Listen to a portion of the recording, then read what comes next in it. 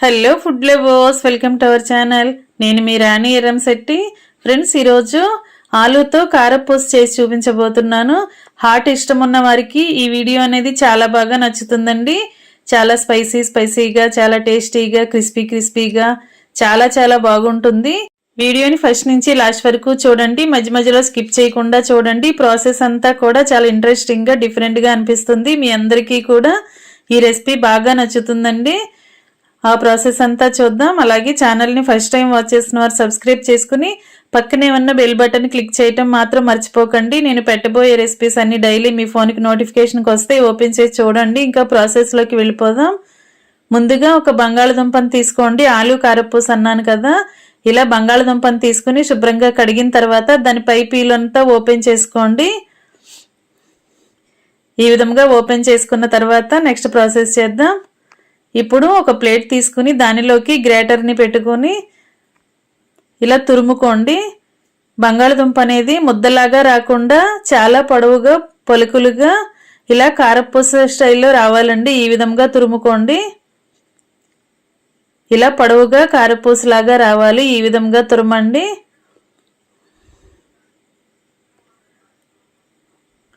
ఇలా వీలైనంత పొడవుగా, సన్నగా రావాలి. ఈ తురుమంతా కూడా ఒక ప్లేట్లోకి తీసుకోండి.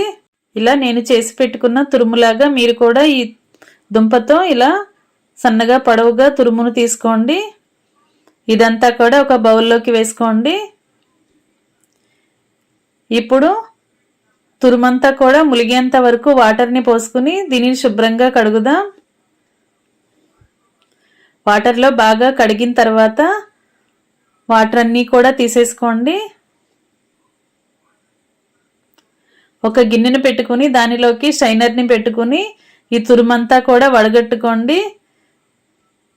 ఈ బంగాళదుంప తురుములో వాటర్ అనేవి ఏమీ ఉండకూడదండి. శుభ్రంగా కడిగిన తర్వాత మొత్తం అంతా కూడా ఇలా వడగట్టుకుని తీసుకోండి.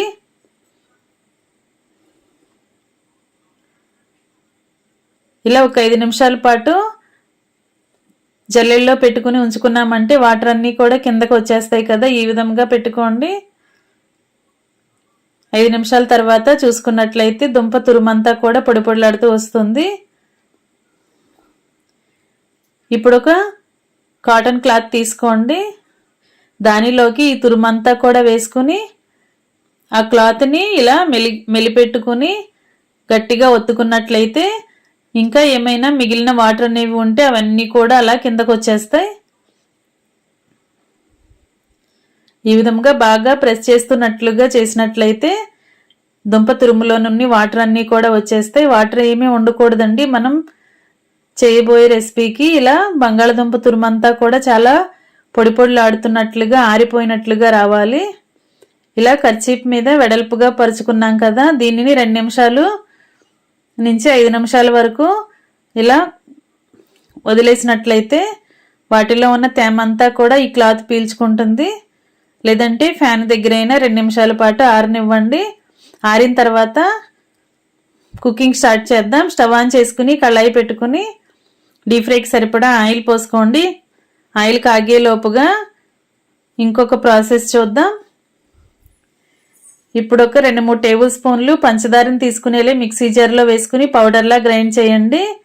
ఇప్పుడు ఒక చిన్న మిక్సింగ్ బౌల్ తీసుకుని దానిలోకి 1/2 టీ స్పూన్ పంచదారని, టేస్ట్కి సరిపడా సాల్ట్ని, మీ ఘాటుకి తగ్గట్టుగా కారాన్ని యాడ్ చేసుకుని ఒక 1/2 టీ స్పూన్ చాట్ మసాలా కూడా వేసుకోండి. మనం వేసిన 4 ఇంగ్రీడియంట్స్ కూడా బాగా స్పూన్తో కలపండి. కారం, ఉప్పు మీ టేస్ట్కి తగ్గట్టుగా యాడ్ చేసుకుని చాట్ మసాలా, కొంచెంగా పంచదార పౌడర్ని కూడా వేసుకుని అవన్నీ కూడా బాగా మిక్స్ చేసుకుని ఆ బౌల్ని పక్కన పెట్టుకోండి. ఇప్పుడు ఆయిల్ బాగా కాగిన తర్వాత ఒక 1/2 కప్పు పల్లీలు అలా వేసుకుని బాగా ఫ్రై చేయండి. పల్లీలన్నీ కూడా చాలా క్రిస్పీగా వచ్చేంత వరకు బాగా ఫ్రై చేసుకుని ఇలా ఆయిల్ నుండి తీసేసి ఒక ప్లేట్లోకి వేసుకోండి. ఇదే విధంగా కొన్ని కరివేపాకులు కూడా అలా ఆయిల్లో వేసుకుని బాగా ఫ్రై చేయండి.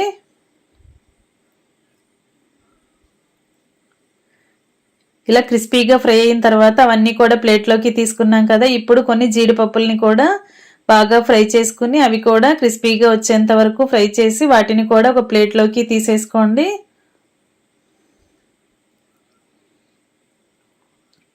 ఇవన్నీ కూడా ప్లేట్లోకి తీసుకున్నాం కదా, ఈ ప్లేట్ని పక్కన పెట్టుకుందాం. ఇప్పుడు మనం ఆరబెట్టుకున్న బంగాళదుంప తురుముని అలా కొంచెం కొంచెంగా కళాయిలో వేసుకుని డీప్ ఫ్రై చేసుకోండి. కళాయిలో వేసినట్లయితే మొత్తం అంతా కూడా మనం డీప్ ఫ్రై అయిన తర్వాత తీసుకోవటానికి ఇబ్బందిగా అనిపిస్తుందండి. అందుకే మనం ఇలా జల్లెడ లాంటి గరిటెలో పెట్టుకుని చక్కగా ఇలా ఫ్రై చేసుకోవచ్చు. ఇదంతా ఈజీ ప్రాసెస్ అండి. మీరు కూడా ఈ విధంగా బాగా ఫ్రై చేయండి. ఇలా క్రిస్పీగా వచ్చిన తర్వాత అవన్నీ కూడా వేరొక ప్లేట్లోకి పెట్టేసుకోండి. ఇదే విధంగా మిగిలిన తురుమును కూడా ఇదే ప్రాసెస్తో డీప్ ఫ్రై చేసుకొని స్టవ్ ఆఫ్ చేసుకోండి. ఇంకా సర్వింగ్ బౌల్లోకి తీసుకుని మనం ముందుగా రెడీ చేసి పెట్టుకున్న మసాలాని మీ టేస్ట్కి తగ్గట్టుగా యాడ్ చేసుకోండి. ఇలా నేను చూపించే విధంగా కొంచెం కొంచెంగా స్ప్రింకిల్ చేసి మనం ముందుగా ఫ్రై చేసుకున్న పల్లీలు, జీడిపప్పులు, కరివేపాకులు కూడా అలా వేసేసుకోండి. ఇవన్నీ కూడా ఆలు కారపూసలో కలిసేంత వరకు ఇలా బాగా కలపండి. సాల్టు, కారము, షుగర్ పౌడర్, అలాగే చాట్ మసాలా, పల్లీలు, జీడిపప్పులు, కరివేపాకులు అండి, ఇవన్నీ కూడా బాగా కలిపిన తర్వాత